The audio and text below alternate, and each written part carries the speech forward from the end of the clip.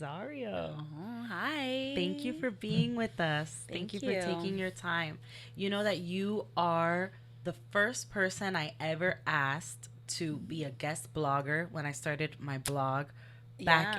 I started in 2015. I don't remember if I asked you in 2015 or 2016. Uh-huh. Um, and so it's really awesome to have you back and the reason Oh. why I asked you, the reason why I opened with that is because you are someone that I've always admired, not only for what you do in the kingdom, but for how much you care about investing in the next generation and pulling up the girl behind you. You were, if anybody doesn't know who Ingrid Rosario is, if you're new to the ministry, you might not know who she is, but if you're in the Or if ministry, I you've get been a around lot for of a while, you probably. yeah, well, I have a lot of people who follow me who are pastors' daughters or, involved in the ministry, and you should know, she would never say this about herself, but the iconic The way you're setting it up, Ingrid I would. Rosario, you were one of the first worship leaders in Spanish to really just become a household name in the Spanish church. And I don't say that to gas you up or to pump you up, but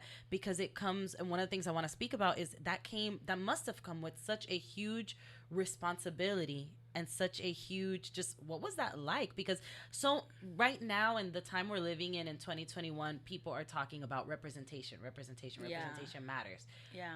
I imagine that when you were getting started in the ministry, there was no representation. There was no Dominican girl singing, leading worship The only at that level. representation that I can say that actually was there for me to be able to model myself after were all the women that were leading worship in their local churches, that Mm-hmm. they were known in their local churches but not in a bigger platform than that.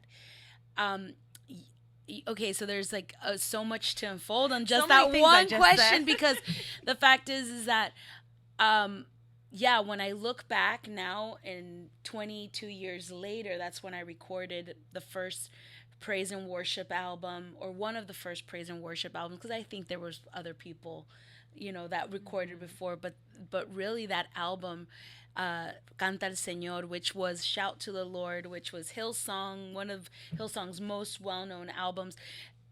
It really happened by accident. And I mean, I know that in the Lord there aren't any accidents, but it wasn't like a strategic, like, okay, Ingrid, you're going to be set up in this place. You're the next worship minister, and you're a woman and you're Latina, and it wasn't planned out like that. I really was just walking in a place of obedience. I was in college. I was studying health education, preventive medicine. Wow. I told myself I want to get a really good job so that I could afford all the things that I couldn't have as a kid, because I was raised by a single mother. And so I'm like, okay, I'm just moving forward with my plans and with my desires, and nothing was out of order. It was just what I wanted to see accomplished in my life. But I went to a Christian university that also was really big on missions. I got involved in the mission ministry there, and I went to the Philippines, to England, and did prison ministry, and then did missions in India. And it was in India where the Lord broke my heart, and literally he allowed my heart to be broken for what broke his. And it was really to be a witness, to take the message of Jesus, the love of Jesus. And I thought I was called to be a missionary. I'm like, all right, I'm coming back to India. And I just did not like India. It was stinky and uncomfortable and hot, but I really just I wanted to be in obedience. When I came back from India is literally when everything exploded. That's when I recorded here, and Integrity Music discovered me, which is, they are the catalyst of the worship movement. Michael Coleman and the whole, yeah, Integrity label out of Mobile. Anyways, the point is that you asked me how did I feel. I had no clue what I was doing. I had no clue of what God was going to do in my life. It's funny because someone asked me that 22 years before. A friend of mine, he knew that I was about to record Shout to the Lord, Canta el Señor, and he goes, do you understand that this is going to change your life? How do you feel? And I'm like, what? Did you? No, not at all. So for you, you might have thought like, I'm gonna record this. A few, some people will hear it, and then I'll go back to Yeah. being a missionary or It studying health studies. It was an opportunity that came my way that I just walked through that door, and I was thankful for it. I got paid like $1,000 for it, so it was not that I did it for money, but I'm like, the significance of it was not like, hey, I'm doing this for money, you pay up. No, it was just, I am doing it because this is an amazing opportunity. I loved the album. I was in my 20s, my early 20s. I want to say 22. 22, you were a baby. 23. You were young. Maybe 24. I don't know. I was young. No, it just keeps going I up. was like, it was 1999. I'm really bad at math. That's why the Lord didn't call me to be a mathematician, which is another thing. It's like He's going to empower you where your strengths are at, but also where your weaknesses. And part of my weakness was being very ignorant. Like I'm a strategist now. Like we were talking about that. I could see things and strategize to get to them, but the pureness, there was such a purity. You were naive. You were innocent. I was so, it was pure. I started when internet was very limited to so many, like people, there was internet, but not every household had it. Mm-hmm. Not every household had, we didn't have our smartphones. Smartphones didn't exist. Pre-iPhone era, So that means there wasn't any Facebook, there wasn't any Instagram. So the way the music, I could honestly say my album, that first album, and it wasn't even necessarily mine. It sold close to 1 million copies, Those are numbers that you don't see anymore in the music, in the Christian music, even less. But, there was an opportunity that the Lord presented me with, and I didn't go in there with arrogance or thinking, hey, this is something that I'm just going to strategize the way out of it. And it was just like, okay, Lord, I love this opportunity. And it just, boom, blew up. It's funny because as you're speaking, I'm kind of thinking of the verse in Proverbs. I don't remember where right now at this moment, but where it says, many are the plans in a man's heart, but the Lord orders his steps. Amen. You had a plan. I did. And I think it's so important to have a plan, because only when you have a plan can God kind of correct it and order it. Like, you were doing what you had to do as a young person, working on your career, working on so many things, but you were also flexible enough to let the Lord lead you to the next right thing. And that's what I tell a lot of people when they say, Vane, I don't know my purpose. I don't know what to do next. I don't know what God is going to do with me. And I'm like, okay, make a plan based on what you know right now, but also be willing to just do the next obedient thing. The next obedient thing for you was record this album. Yeah. And you think that it's not going to be any connection between the album and what I studied and my plans, but I'm here 22 years later, and God is connecting still missions and my music. And I see this beautiful, I love to describe that our lives are like puzzle pieces, big puzzle pieces, un rompecabezas, Mm-hmm. Y a veces nos rompemos la cabeza. We're trying to break in our heads like, oh my God, like, how do I figure this out? Well, all it is just taking one step of faith at a time. And I took a step of faith to go study at Liberty University. I took a step of faith to be part of the recording that they did over there. I took a step of faith to, say yes to Integrity to do the album. I took another step of faith to, and it was just, it's continuously steps of faith. And we feel like sometimes we put so much pressure on ourselves to have it all figured out. Mm-hmm. Yet, I feel like God is not glorified in our figuring it out at the moment. He's glorified in our surrender. Mm-hmm. Let him reveal what his plans. I promise you, thinking back, I would have been okay, I guess, working a 9 to 5 in an office. There's nothing wrong with that. So many people do that. But when I allowed God's dreams to become my dreams, mm-hmm. and I didn't impose my will on him, but I just said, Lord, here I am, whatever you want. So, and I did that. He far exceeded everything, but I never forget that girl that said yes to missions. I've only gone back one other time to India, And it was because an organization said choose anywhere in the 1040 window. It's a window that China and India, and it's literally the most populated window, where latitude and longitude is on the globe. It's the most populated over there. There's like, I don't know how many billions of people just in that one window compared to the rest of the world. They're like, choose anywhere in that 1040 window where you want to go and do this project that we want you to do for us. And I'm like, India. Again, I just it's like I wanted it, you have to have been there. India has some beautiful, things to it culturally. But it's also so hungry for the move of God that you feel the oppression. And it's yeah. I don't personally want to ever live in India, but I always want to be in God's will. So I said I'll go back to India. And the Lord, I'm constantly just surrendering. I'm surrendering to what I think is owed to me, what I want to accomplish. And I'm thankful that I'm sensitive to that, because he glorifies himself, and maybe on the books I haven't accomplished what other people have accomplished, but I'm so at peace with God, and I'm so full of expectation and just thankful for God,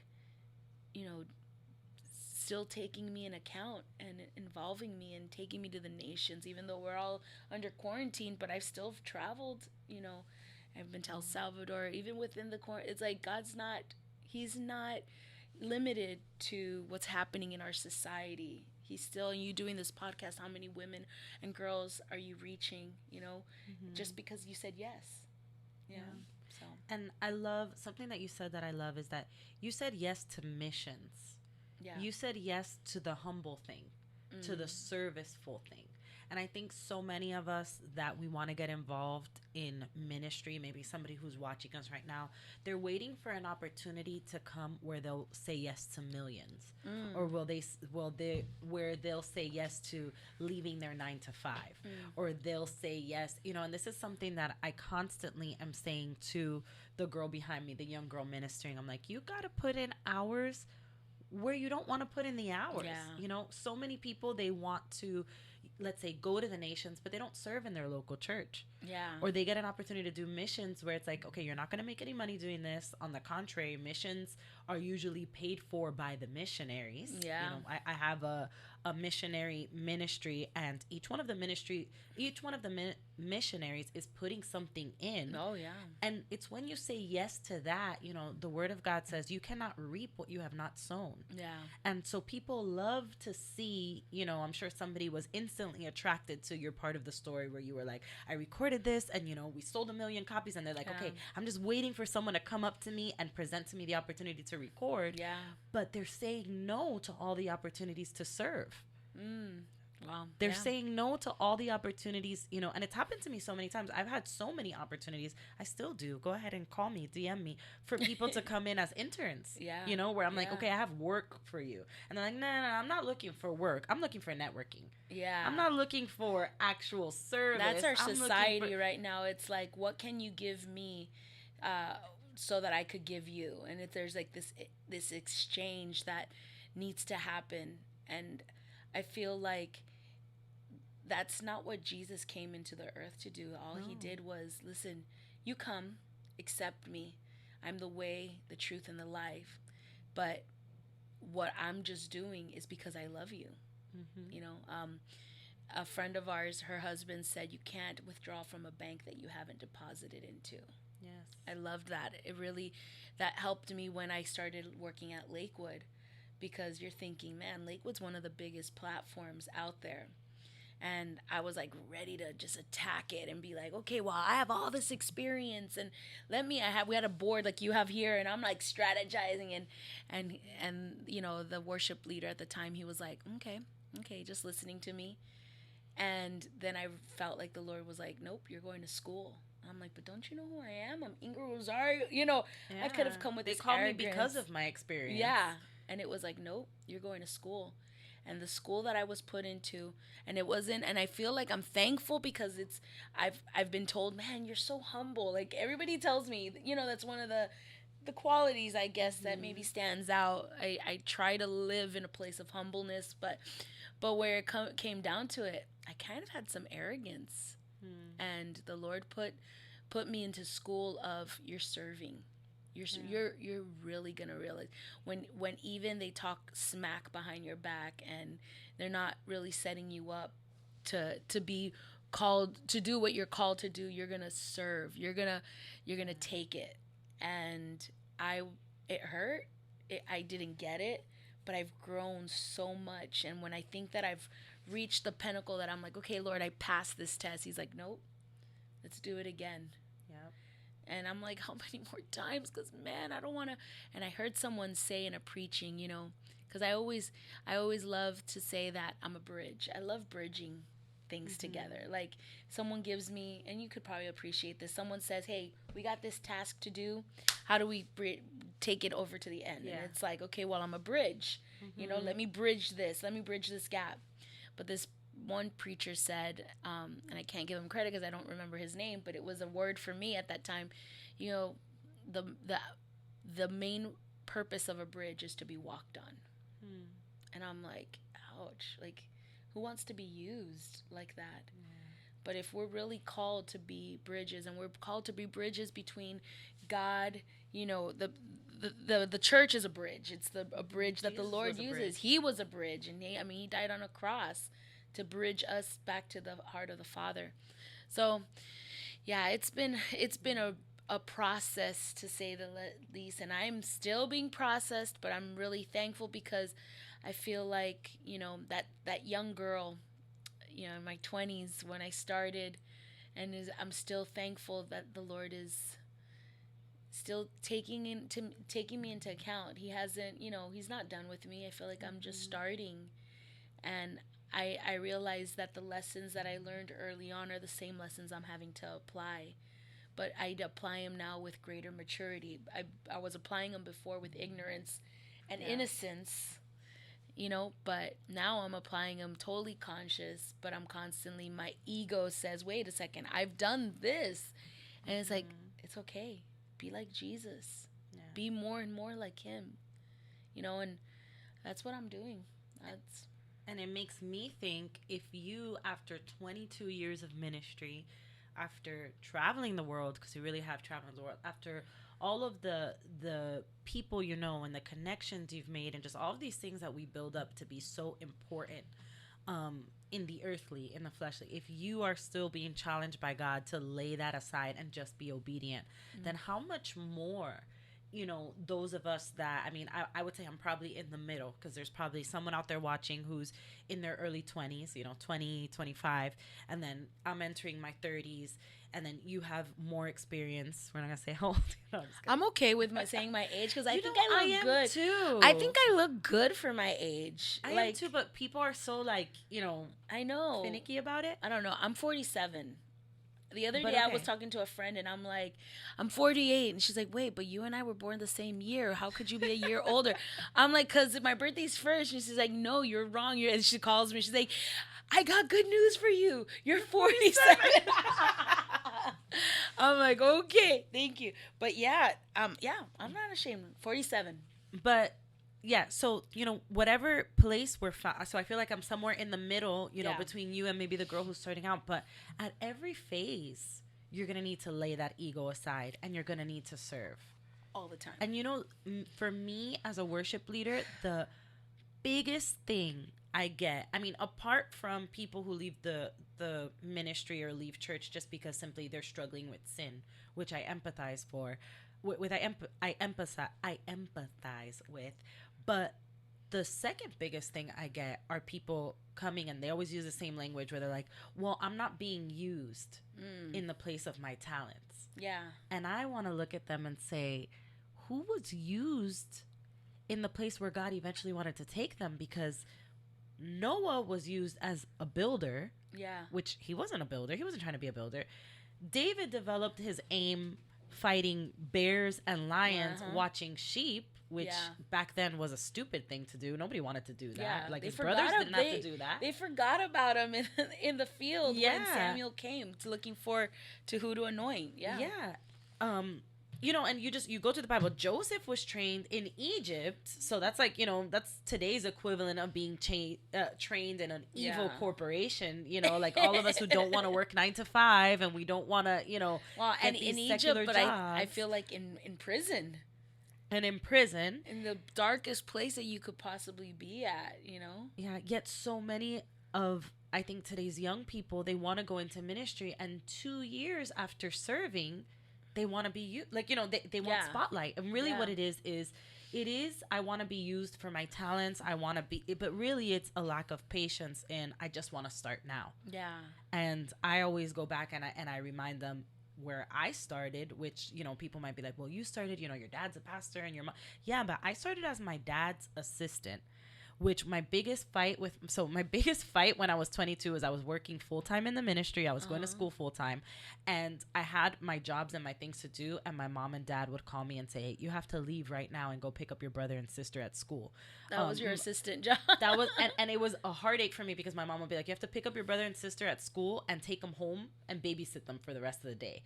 And I would be so angry because I was like, I'm not being used in my giftings. Exactly. I want to preach. I want to teach. I want to do podcasts. I want to, you know, and I'd be watching my parents, and I would get angry because I would be watching my parents do it, and I'd be like, all they have to do is invite me on. And I'm ready. Throw me in, coach. Yeah, I'm ready. And they'd be like, go get your brother and sister and go home. And I'll be like, okay, I guess, so you guys will do the podcast, right? You know, and my parents are over here. They're going to Europe and preaching, and they're going to, you know. Yeah. And I remind people that I wasn't used in my gifts until I had been developed, until I had served, until I had sown. And there are people who they haven't even begun. And I feel like so many people are shooting themselves in the foot and they're stopping what God wants to bring them because they're not being humble. Yeah. So to see you being humble even all these years later is just a confirmation of the fact that we can never stop. Yeah. Just serving and just being obedient. Yeah. I mean, I personally have seen the growth in you and where God has positioned you. And if you would not have served, I mean, maybe, you were kind of like frustrated at that time, but everything that you were envisioning and dreaming for your parents to include you in or for you to be part of, you're able to live in that right now. Yes. And it reminds me of a testimony that I've heard Pastor Joel from Lakewood speak on, as how his dad was like, you know, he wanted he was in charge of what the production video and stuff. And he told his dad, you know, I have these spots that I want you to record. Can you just record? Because that was his passion, TV behind the scenes before he became Pastor Joel Olsen, you know. But he's like, I have these TV spots that I want you to do, Dad. It just takes this amount of money, you know, just minutes in your time. And his dad was like, yeah, no, I'm comfortable. I'm good. And so he was so discouraged because he felt like he wasn't taken in consideration. He wasn't valued for the dreams and the visions he wanted to bring to the table, the growth that he felt, you know, he could implement into his dad's ministry. But he said he remained faithful. He kept serving. And there's video, one of our opening videos at Lakewood is him, you know, setting up his dad's tie and the mic. And he said for years he would go into his dad's closet on Saturday morning and choose his suit, his tie, his shoes, you know, and that was just the way he served. And even though it wasn't the way he wanted to give more or wanted to implement other stuff, his dad was like, no, it's okay. No, not interested. We're good. And he remained faithful. He said when his dad passed away, he didn't know that what he really was being set up for was to implement that in the ministry that he was going to be in charge of, you know, and he got to see it to fruition. And now, you know, we get on views on TV at Lakewood, millions, like, I can't give you an exact number, but millions upon millions of view, because now he's on at a lot of main stations. He's on at 11 o'clock right after the 11 o'clock news. So people are coming in, and during quarantine, like I think just the first 3 months, over 50,000 people accepted the Lord through the TV program. And he's like, I remained faithful, and the Lord blessed me and gave me the opportunity to do. Sometimes we feel like our dreams, we have to see them executed right now. But really, the faithfulness is before that. You're setting up, and that's why I like what I quoted before from a friend of mine. He says, you can't withdraw from a bank you haven't deposited into. And that made so much sense because, I love that young people right now have all this technology and all this stuff at their hands. But, don't compare yourself.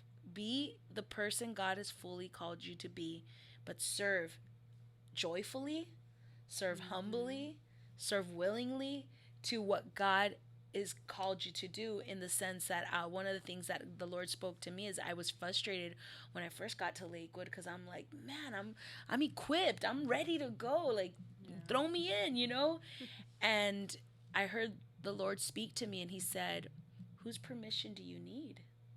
Just serve. Whose permission are you waiting on to serve me? Like, sometimes we're waiting for that leader to recognize me. Hey, It's like, no. It's like, I already have the permission from the Lord. He's anointed me. He's gifted me.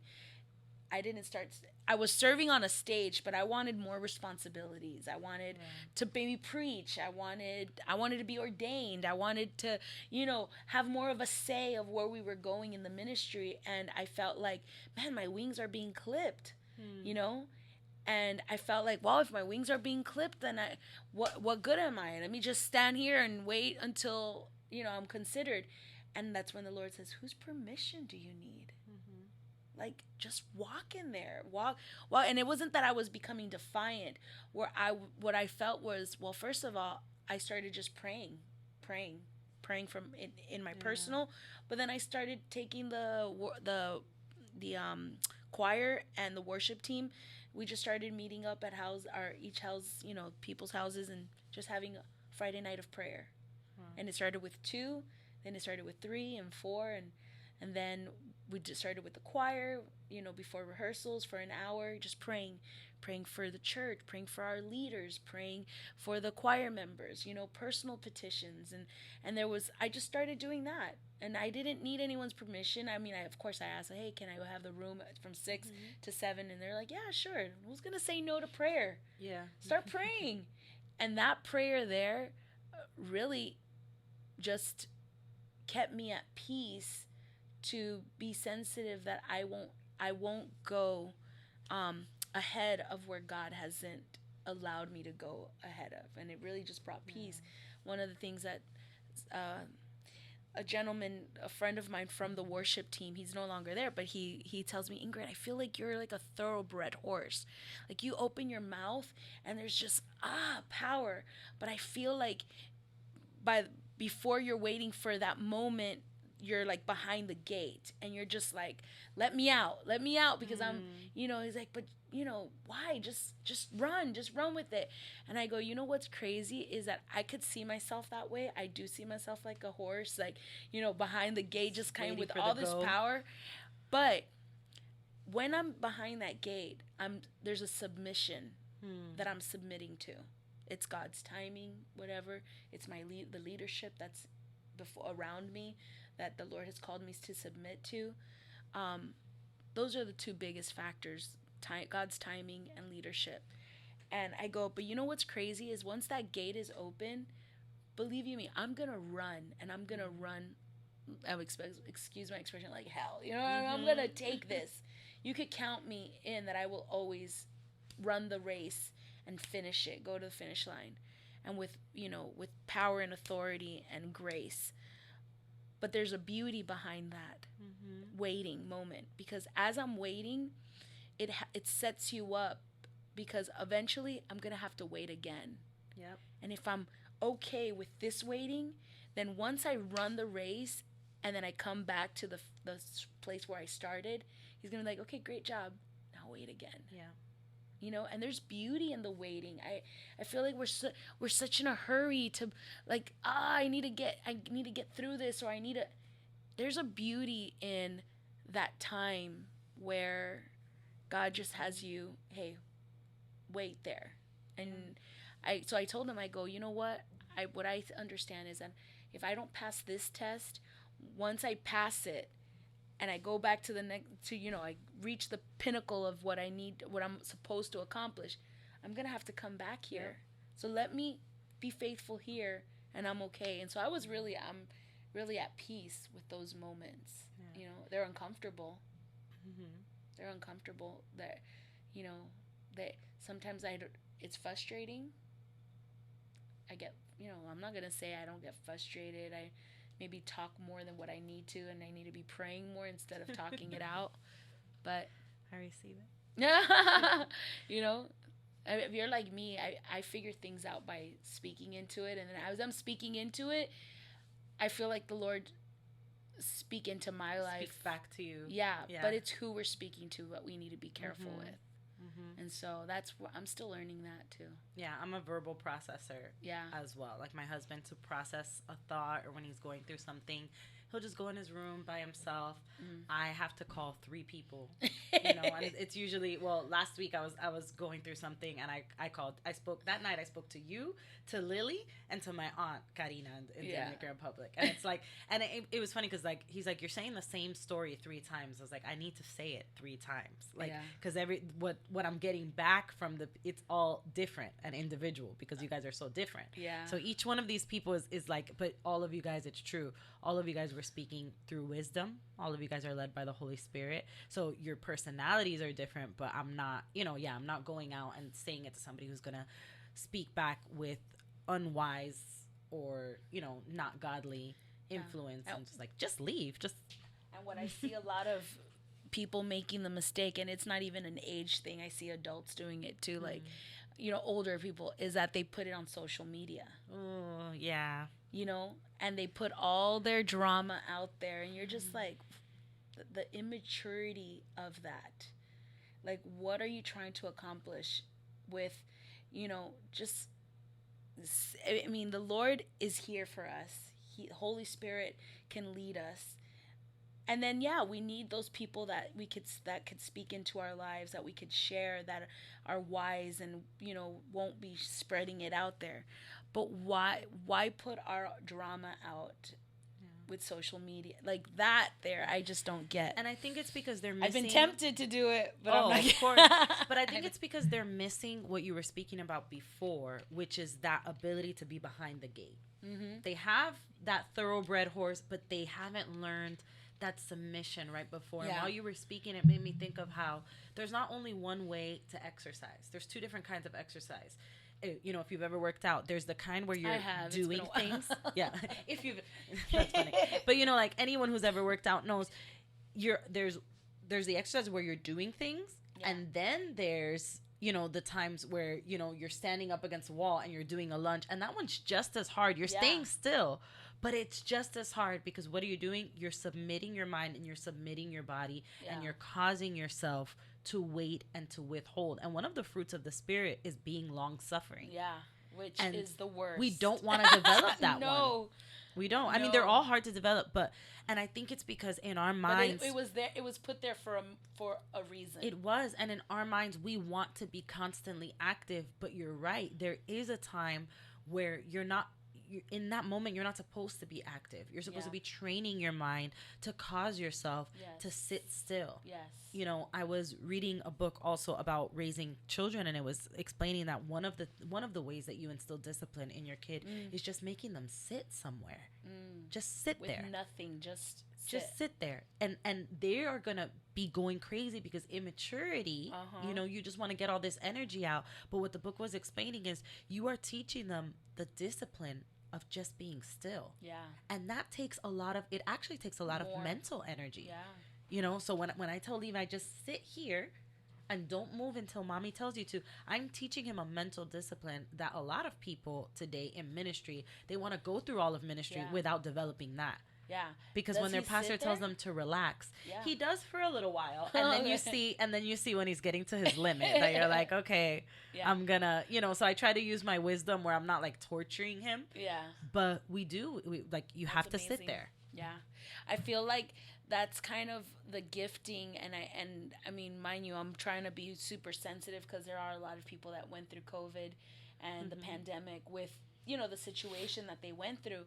But I really feel like it was a lesson also that in his mercy was giving the church, because the way of us doing church was completely removed. We had to sit there and re-strategize and wait. And it was like we're so used to being work, work, work, work, work. We have to work, work, show fruit, show truth, show this. And it was like, wait a second, no, you're not watching from home, and you're sitting there, and we don't have our programs like how it's planned. And so there's something that we need to completely learn from this moment of waiting that 2020 gave us. There can be some, unfortunately, and if we don't learn it now, we'll have to repeat it. Yeah. And regardless, we'll have to revisit it several times in our life, and in our growth. But there's a beauty. I think of that song, one of the songs that I sang, Y al esperar nuevas fuerzas yo tendré. There's sometimes when I'm singing it, I have to, Y al esperar. There's like something just saying, truth that rings in my heart. Nuevas fuerzas yo tendré. How do you get strength from that? One of my favorite workouts that I've done is the HIIT, the high intensity interval training, that I got my greatest results in, because you do like 2 minutes of high intensity, but then you interval it with a 30 second, like just stay still. Just rest. And then boom, you go back up, and then you rest. And it kind of just throws your whole body for a loop, but you get better results. Like, now I'm not trying to promote the HIIT workout, but it did give me results. And when you were talking about working out and how just that resistance of it, it does. It's a resistant, but I love how the scripture says that when we withstand the resistance, when we endure it, we also get perseverance. Yes. And so I'm all about persevering, So yeah, I agree. And I think that that's why it's so necessary to learn it. If we don't, then I feel like there's so many people trying to set up their own wins because they don't want to persevere, and they don't want to wait, and they don't want to know what it's like to have to work in a ministry before they give you the mic, or have to serve in a ministry before they let you up on stage. We don't want to do that. Even Hebrews says, no discipline, it feels good at the time. Yeah. We don't want to do that. But if we don't, we're going to get to maturity, or we're going to get to adulthood. Imagine an adult that can't stay still. We're teaching Levi these things so that when he goes to school, he'll be a good student, because he knows what it's like to sit still. Yeah. And I think that if we're not careful, we're going to grow in the ministry. We're going to have a bunch of preachers and teachers and, influencers that don't have any resistance because they've never learned what it's like to do unpleasant things for a long time. I don't think David would have been as good at war if he hadn't learned suffering at the very beginning. Yeah. Because war is suffering, and we're always trying to go to war. Yeah. It's like you said, put me in, coach, put me in. We're always trying to go to war. We're always trying to but what we don't realize is that comes with its own struggles. Oh, yeah. I spoke to you. That was exactly a week ago. Last Monday, we spoke on the phone. Fine. And I'll share with you guys that it was one of those days. Our friend Lily Garcia, who I've had on the podcast many times, always says, in ministry, you're going to want to, if you don't want to quit once a week, you're doing it wrong. Yeah. And so I call Ingrid and I'm like, today's one of the days. Today's one of the days I want to quit. And Ingrid's like, today I feel a little bit like quitting too. And I'm like, people want to quit at Lakewood? That makes me feel good, because then now I know it's not only segadores. And it's not. It's every level, every phase. My dad, the bishop, sometimes wants to quit, probably. Yeah. He doesn't tell me, but he probably does, and other people, like any stage of success that you're at, you're going to get resistance. Yeah. So get good at the resistance at the very beginning. Yeah. Because then you could understand when the Lord, says that he counted it joy to go to the cross. How how was it that, or when trials and tribulations come, like, take it with joy. I'm like, I cannot. But the fact that if I didn't go through this one test here, I wouldn't have the tools to go to the next test. Because, I mean, there's hills and there's victories and mountains that are victorious, and you're like, wow, okay, I came into the mountaintop and I'm doing great. But there's also valleys, and the valleys, are sometimes lonely. They hurt, like, so. I thank God for the mountaintops, but I also thank God for the valleys, because the valleys are what test me and refine me and make me who I am. And I will, when you see a mountain, you see hills and valleys, and you're like, okay, for me to go there, I got to go down here. I got to go, and it's a process in life. And, never be in a hurry to go to the next step. Always just be willing. Like I always say, be humble, be honoring, be serving. Be humble, be honoring, be serving. And that's where at least these are tools that I've applied, that I continue to apply. Some might know who I am, some might not, but I promise you, the Lord has processed me and He continues to do it. And sometimes it hurts more than others. It all depends on if I surrender fast enough or not, and then when I'm like, yes, we overcame it, it's like, no way, we're going through something else that will help me. I remember one time there was this photo shoot at church, and I'm thinking, man, they had the whole entire worship team. I'm coming to sing that Wednesday, and I find out that they had a listening party, that they had all these things going on at church, and I wasn't even invited to anything. Like, I wasn't part of the photo shoot because, I don't know, whatever. But I wasn't also part of the listening, and I spoke up. I'm like, hey, I would have loved to have been part of this. I thought I am part of it. And people was like, oh, we forgot to invite you. And I felt so dismissed and so forgotten. And I'm like, do you not? I have the more friends out of everybody on Instagram and Facebook in this crew, and you guys forgot about me. Like, I became arrogant, and I'm like, I'm humble, but no, my pride really got the best of me, for real, because I felt like, but when I started revealing those things, and I became like almost like standoffish with it.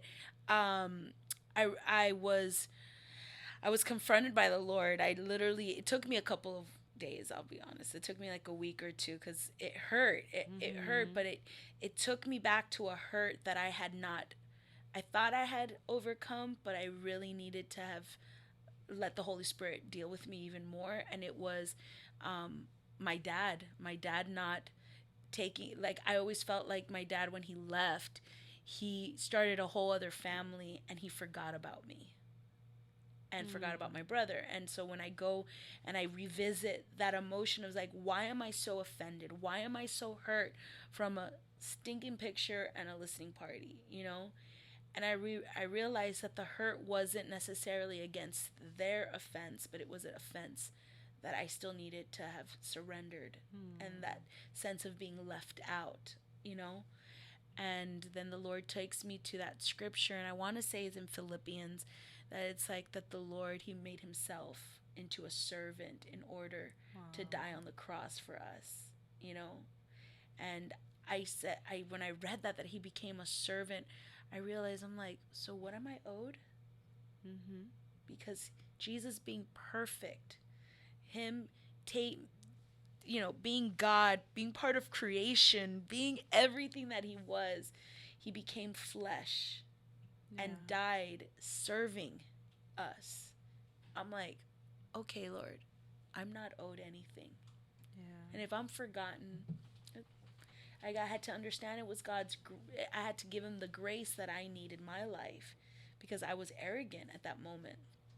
And it was healing. I felt like that heaviness of my heart, the pain of my past was like lifted. And I'm like, oh, because I got to a point where I couldn't even breathe. I didn't want to even be there. I didn't even want to listen to the new album. I'm like, oh, I'm so offended, And it was like, no, serve.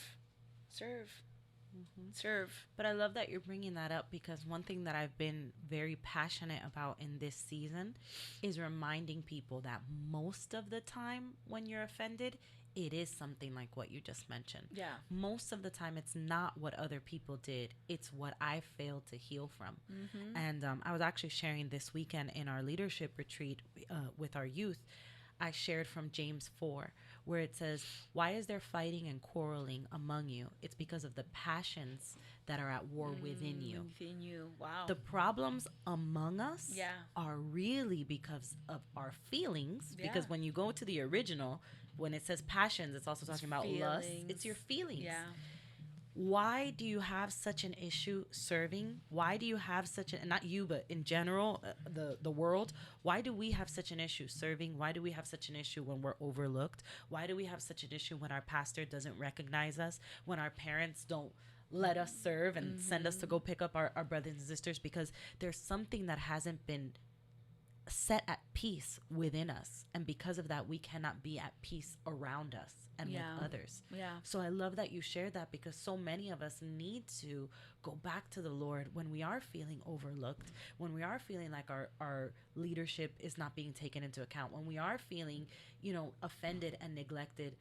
Why do I care so much? Why is this passionate feeling that I'm feeling, and because it's usually whatever is happening when you look at it realistically, not through the lens of your emotions, because we see a lot of things through the lens of emotion. But when you're looking at it realistically, what really happened is understandable. They forgot.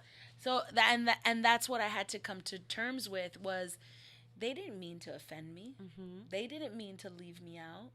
But at the moment, with everything that had to be planned or whatnot, it was just an oversight. Can I understand that? Have I been guilty of that? Many of times, And so if I have been extended forgiveness and grace, then I need to extend it to them too. But the Lord had to go and, bring revelation of exactly what was offending me. This was the hurt. And it wasn't against them, but it was it was because of something in my past.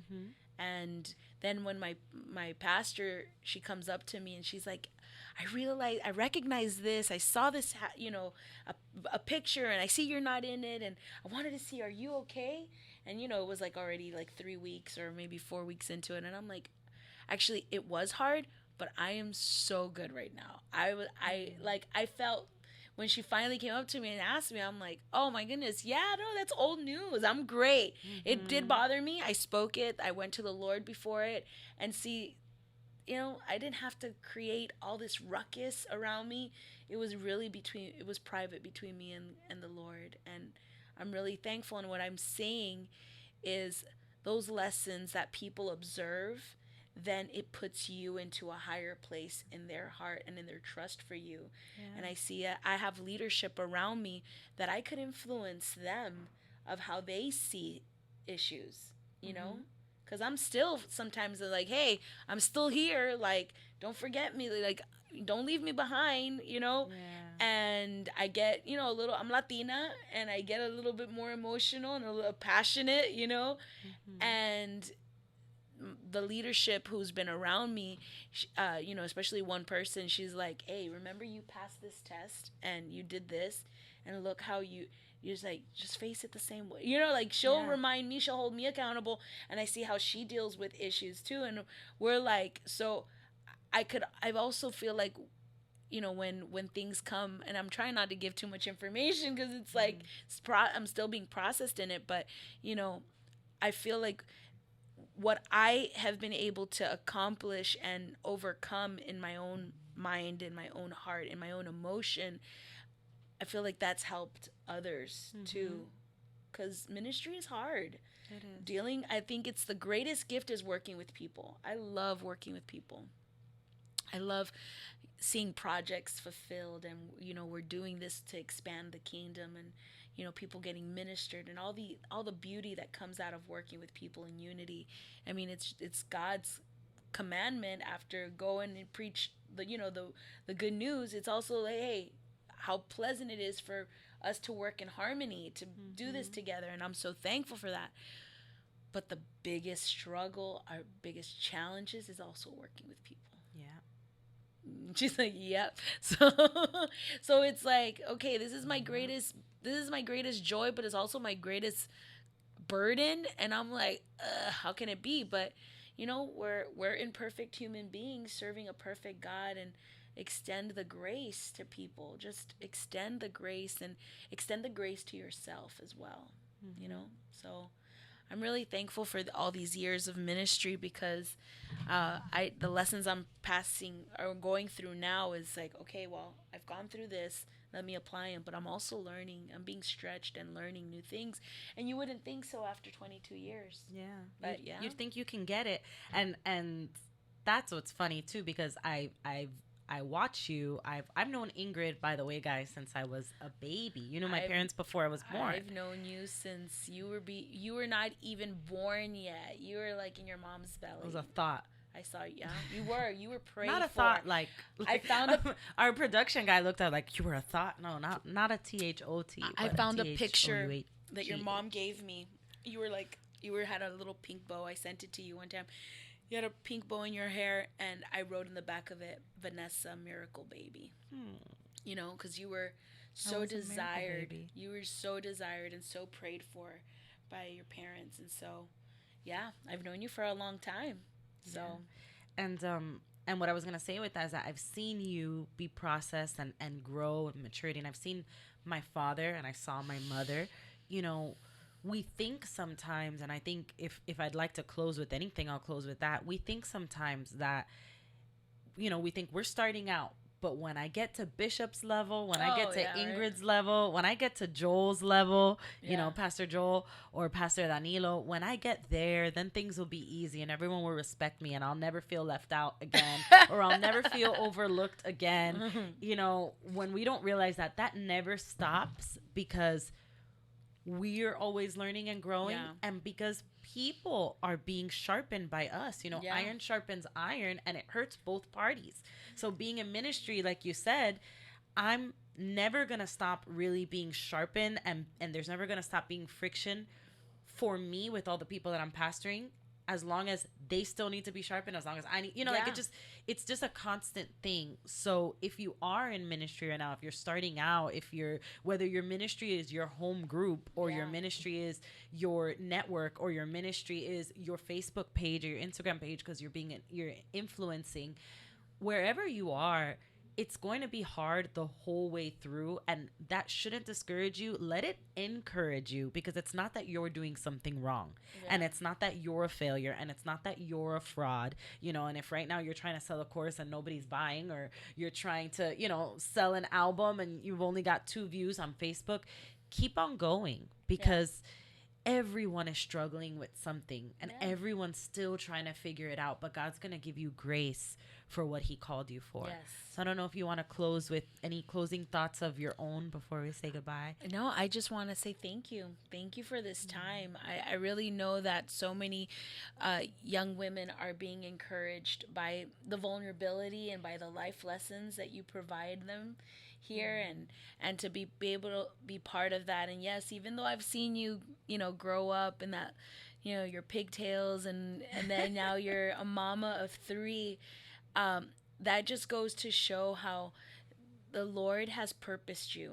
And if they could learn anything, it's that. It's be faithful in the little. Be faithful in wherever the Lord puts you in. If it's picking up your siblings from school, if it's picking up a piece of paper at your local church floor, I always say, if you can't, see yourself cleaning the church, cleaning the bathrooms. How many bathrooms have you cleaned, Vanessa? And how many vacuums? Have you, and if you can't see yourself serving in these smaller capacities where no one's going to applaud you, no one's going to be like, hey, great job, you did amazing. But if you're not willing to serve in the little, then you can't be entrusted with the much. And I really do feel that the Lord, there's so many people feel that they're owed so much. I felt that way, and I have to keep myself in check, because what we were owed was death, because of our sinful nature. We're sinful, and it says the price of sin is death.